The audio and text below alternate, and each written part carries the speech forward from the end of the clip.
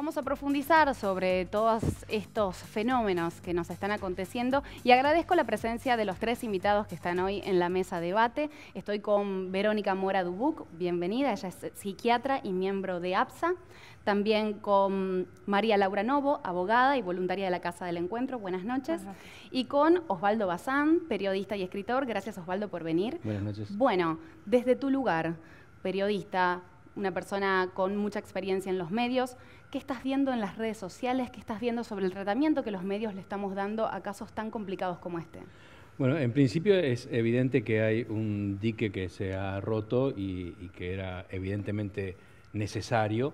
Hay una fuerza de agua que está limpiando un agua estancada y sucia durante muchos años. Es una necesidad muy clara, ¿no?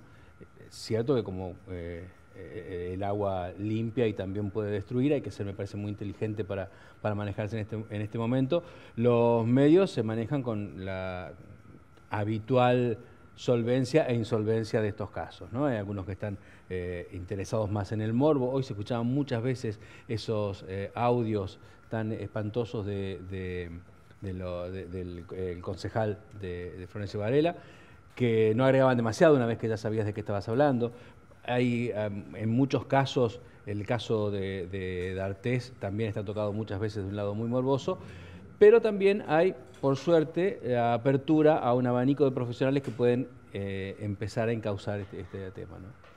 Verónica, como profesional que imagino tratarás víctimas de esta situación o que tenés un estudio un poco más pormenorizado de lo que es la mente de un perverso o de un violador, ¿cómo estás viendo que se trata esta situación? ¿Crees que estamos lejos de llegar a la información real de los perfiles de esta gente o estamos quizá banalizando o no tratando con la suficiente entereza estos casos? Bueno, yo tomaría un poco la metáfora que aquí decía antes respecto de la represa, que digamos cuando el agua surge así a borbotones, a veces no es tan fácil saber qué contiene el agua, y si uno quiere verdaderamente aproximarse lo más posible a la realidad, la verdad es que lo primero que tendría que hacer es investigar científicamente y seriamente el tema, los datos, captar esos datos y darles un análisis y un procesamiento sistemático como para poder entender, más allá del impacto afectivo que producen, qué es lo que verdaderamente está pasando, y creo que eso todavía no ha ocurrido.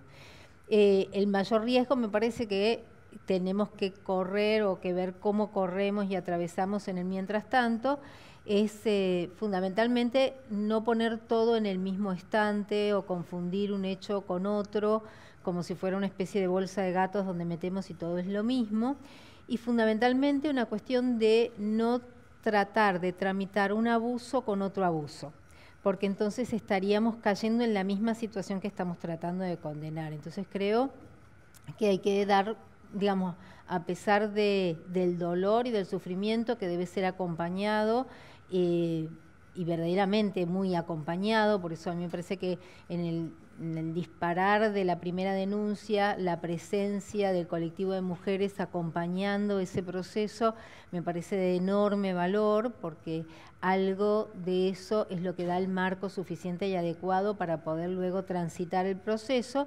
Y luego me parece que hay pasos donde cada uno tiene sus roles, digamos. Hay un rol que es del sistema judicial en lo que hace a la investigación de los delitos, la diferenciación, las penalidades.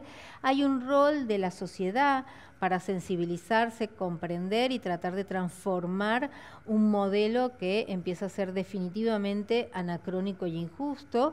Y además un rol de otras instituciones, porque yo no dejaría aquí de mencionar la cuestión de la Ley de Educación Sexual Integral, la importancia de que esto tenga en los marcos de la educación el tratamiento definitivo y adecuado, que me parece que además nos da la beta preventiva de esta situación para no llegar a las instancias de mayor sufrimiento para las personas, ¿no?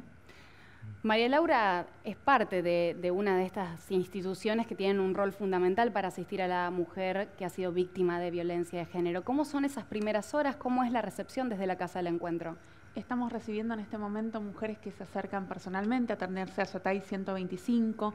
Trabajamos en forma interdisciplinaria, una abogada, una trabajadora social y una psicóloga.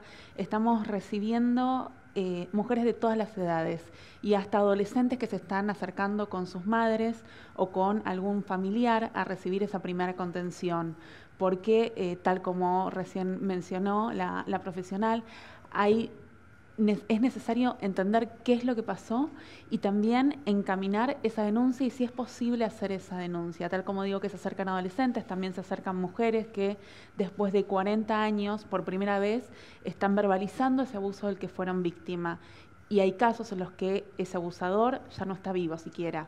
Entonces, no solamente es pensar en una contención para que esa mujer pueda denunciar, sino también qué hacemos con esas mujeres que por primera vez están visibilizando también esas situaciones de las que fueron víctimas y cómo se contiene eso. Ese es hoy tal vez el rol fundamental que tiene que dar la sociedad civil. ¿Se multiplicaron las denuncias a partir del anuncio de Telma Fardín? Sí, estamos no solamente atendiendo personalmente, sino también por todas las redes sociales de Casa del Encuentro, dando esa primera contención para que la mujer posteriormente se acerque. También nos llaman Mujeres del Interior y en donde lo que hacemos es buscar redirigir con recursos locales.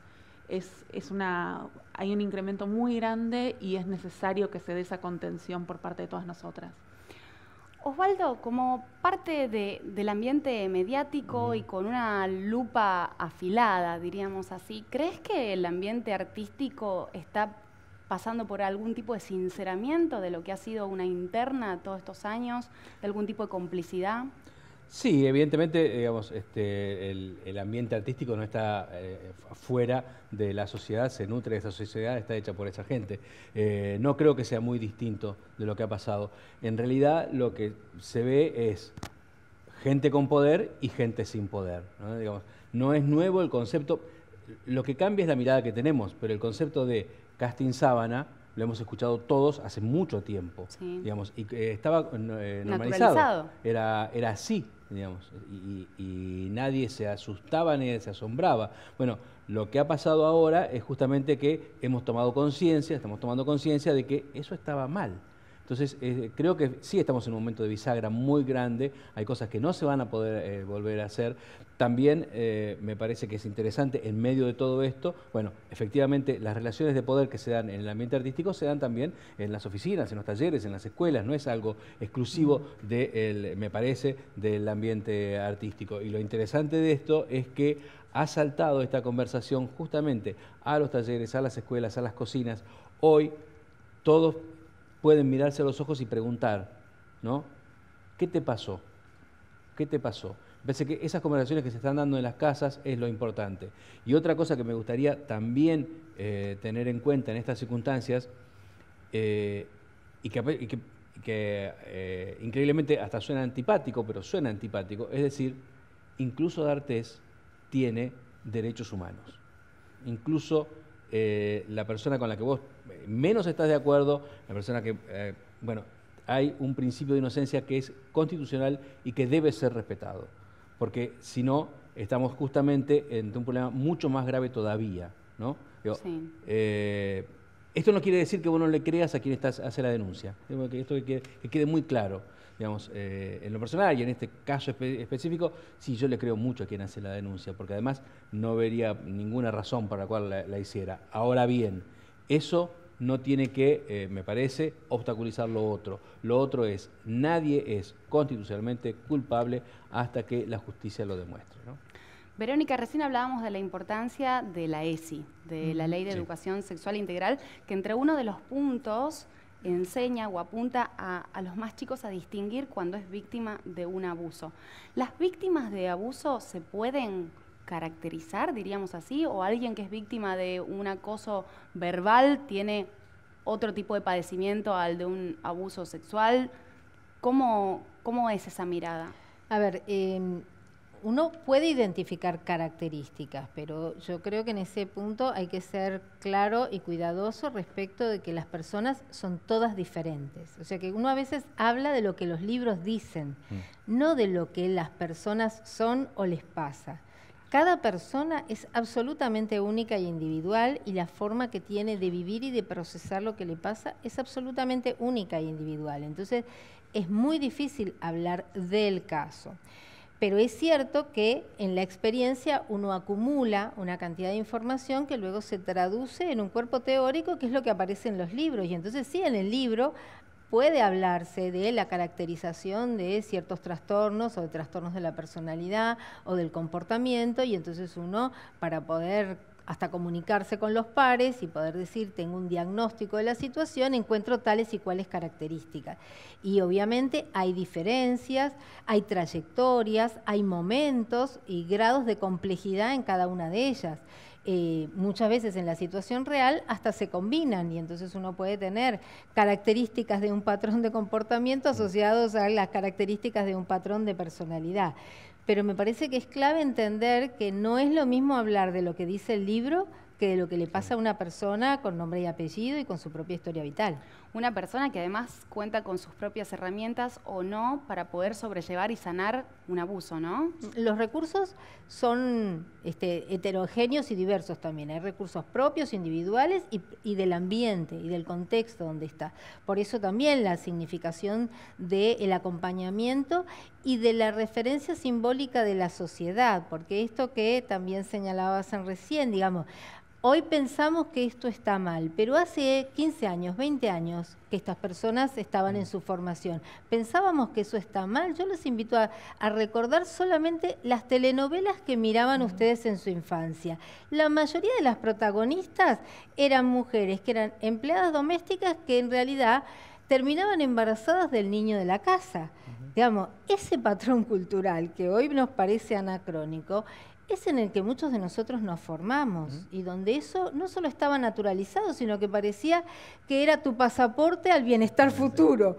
Digo, la verdad es que es un salto cualitativo, social enorme el que estamos dando. Por eso es que muchas personas hablan de la revolución del movimiento del feminismo en este momento, que está poniendo en crisis muchos patrones de comportamiento social y de ese imaginario y promoviendo una transformación donde las relaciones de poder entre ambos sexos definitivamente debería cambiar. Osvaldo, ¿vos crees que estos cambios en las relaciones de poder y esta visibilidad que se está dando a lo que antes no se quería asumir, también podrían llegar a cambiar la narrativa, por ejemplo, los formatos de los programas de televisión o los guiones en la ficción? Sí, eso es evidente, digamos, porque son tributarias de la realidad que los nutre. Entonces, hoy sería imposible, como bien decía Verónica, hoy serían imposibles muchas de las narrativas que nos hicieron, digamos, pero no es la primera vez que pasa, digamos. Imagínate y ve cómo trataba el cine argentino en los 40 a los homosexuales. Digamos, y mirar cómo efectivamente se los puede o no tratar hoy.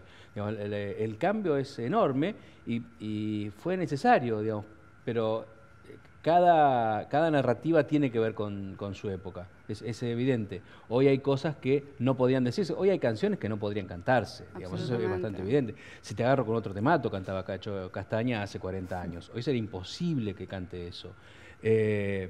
Entonces, teniendo eso en cuenta, sí, claro, las representaciones artísticas que hagas de la sociedad en la que estás viviendo van a cambiar porque cambia la sociedad en la que estás viviendo. María Laura, vos tenés un primer contacto con estas mujeres. Más allá del trauma post-abuso, ¿cómo es el día a día del después? ¿A qué le temen? ¿Qué sensaciones comparten con ustedes? ¿Qué cambios perciben en su vida?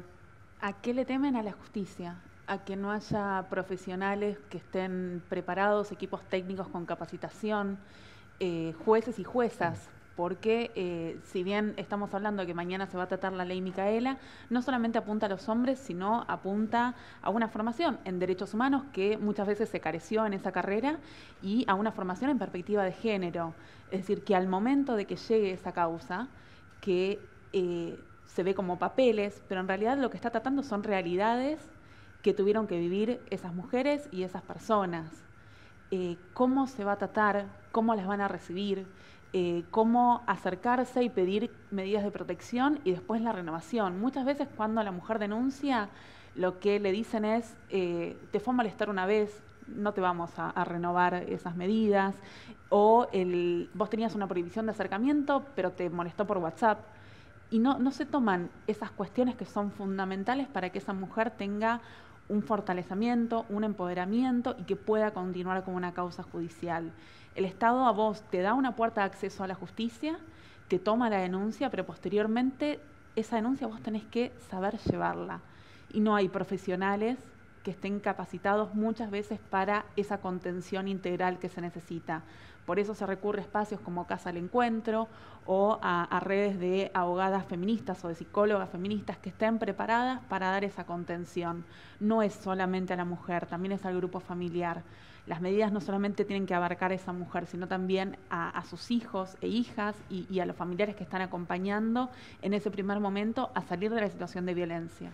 Hablamos además de instancias en donde pondera también hasta hoy, ¿no?, el machismo. Por ejemplo, comisarías en donde va la mujer y denuncia, y entiendo que las someten a cuestionarios o a formas bastante hostiles de contar su propia situación, que resultan siendo muy traumáticas también. Lo peor es que hasta en las comisarías de la mujer también se las cuestiona. Y el cuestionamiento principal es tu pareja. ¿Vos realmente vas a denunciar? Es el padre de tus hijos. ¿Vos realmente vas a denunciar? ¿O entendiste que fue así? ¿A vos te parece? No, tal vez fue un chiste. ¿Por qué lo haces? Esas puertas de acceso que tiene que garantizarte el Estado, si no están abiertas, permite que eso continúe, tenga una escalada de violencia y que se pueda llegar a lo más aberrante, que es un femicidio.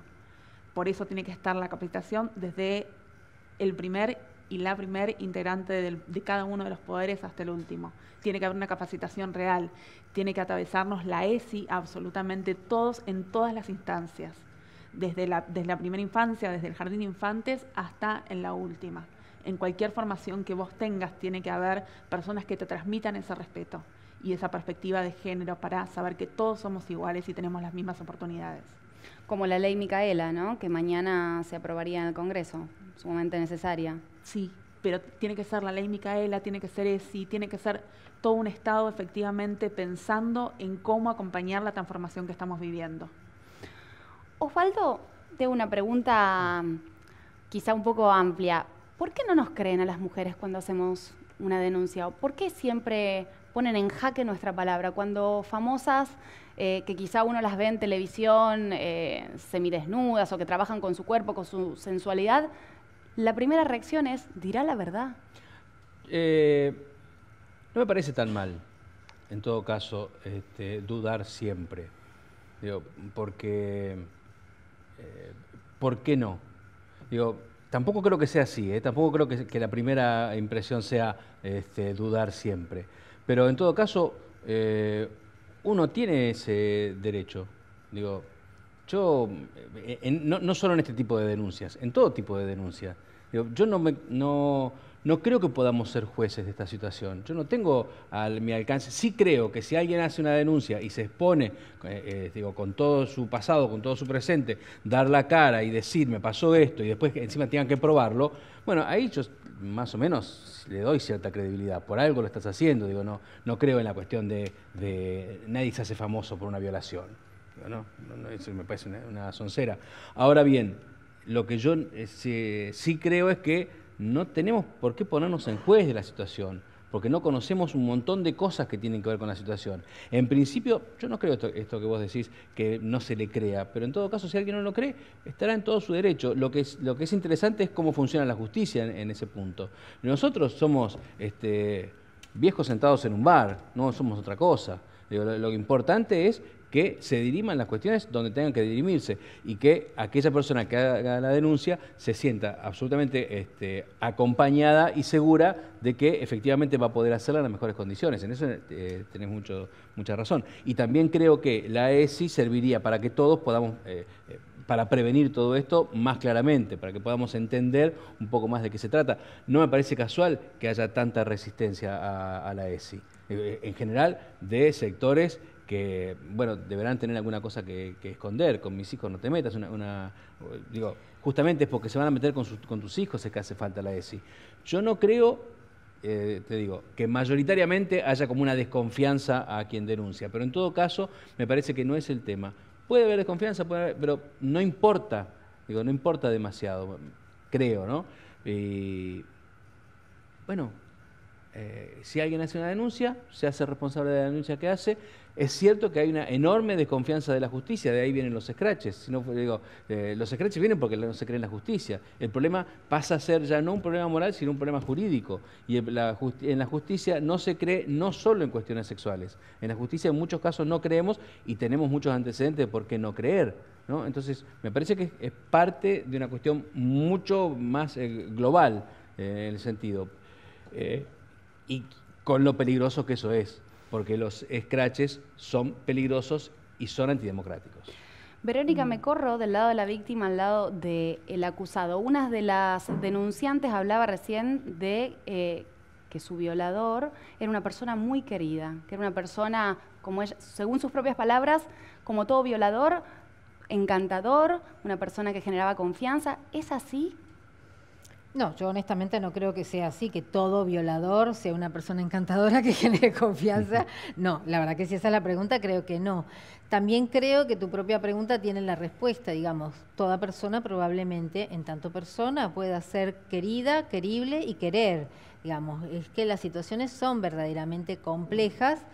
Y quizás yo creo que parte de la dificultad a veces es porque yo también creo que hay, por lo menos en el ámbito de la salud mental, pero creo que esto también ocurre en otros ámbitos de las distintas disciplinas, y yo, para ahí me parece interesante la escucha aquí interdisciplinar, que es, por ejemplo, nosotros estamos haciendo un tránsito de un cambio de paradigma de lo que pensábamos desde el siglo XII en adelante y hasta bien entrado el XIX, la salud mental de la peligrosidad, hacia la salud mental del riesgo, porque eso tiene que ver pasar de una lógica punitiva a una lógica reparadora.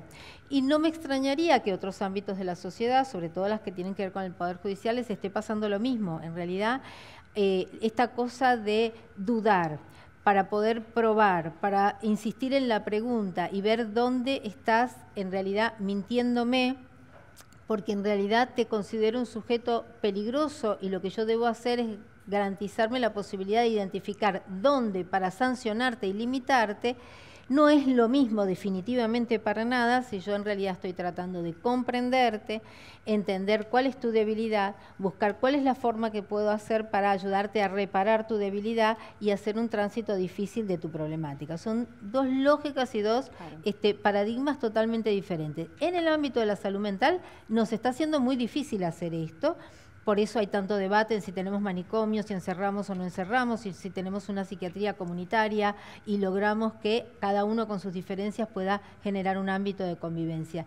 Es una tarea súper difícil, pero yo no me olvidaría que todos son personas, las víctimas y los victimarios, y de eso no nos podemos desentender, aunque cada uno deberá ser entendido y comprendido en su dimensión, y entonces deberá tener lo que la sociedad genere para mejorar esa situación para cada uno. Verónica, María Laura, Osvaldo, muchísimas gracias por sus opiniones y venir esta noche.